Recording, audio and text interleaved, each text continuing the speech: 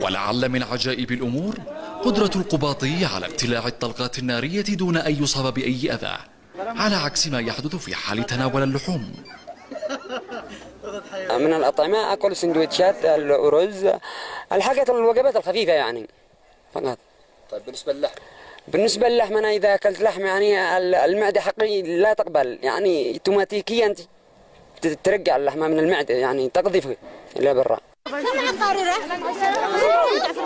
في قارورة جابتها من الدكان ما جبتهاش من عندي، بلا تزنق لكن ما عجبنيش أنا التزنق.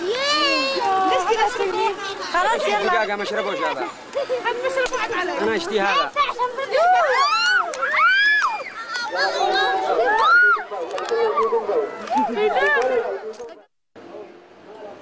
مواقف محرجة كثيرة في حياة القباطي تعرض لها وهو يبحث عن وجبته الزجاجية المفضلة. كيف الزجاج هذا؟ نشتي زجاج فخم. خلاص هذا ب 2 ملي. هذا حلو. هاي تمام. ممكن نقربه؟ عايز تجرب معك طاقة أو شيء أو لا نقربه أنا عندك. عايز تجربه؟ نقربه هكذا نشوف نفس ما قال. نشوف الطعم. ما شاء الله. نسقيها فاهمة. الطعم حقه ما عجبني يا صاحبي، ما عجبني طعم، الطعم حقه متغير. الناس هنا يتناولون الطعام بينما القباطي يعكف على التهام وجبته المفضلة.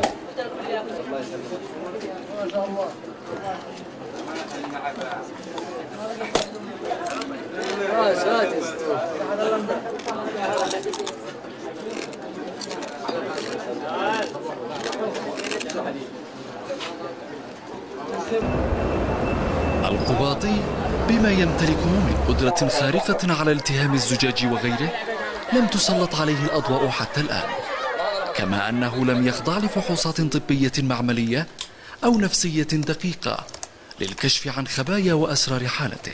أدعو الأطباء سواء في اليمن أو خارج اليمن بالجلوس معي والنظر لحالتي وفحصها والبحث عنها.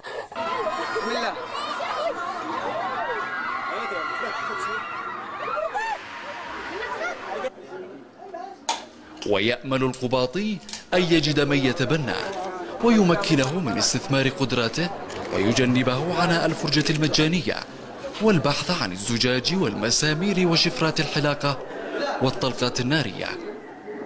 محمد العميسي لبرنامج ألوان السعيدة، صنعاء.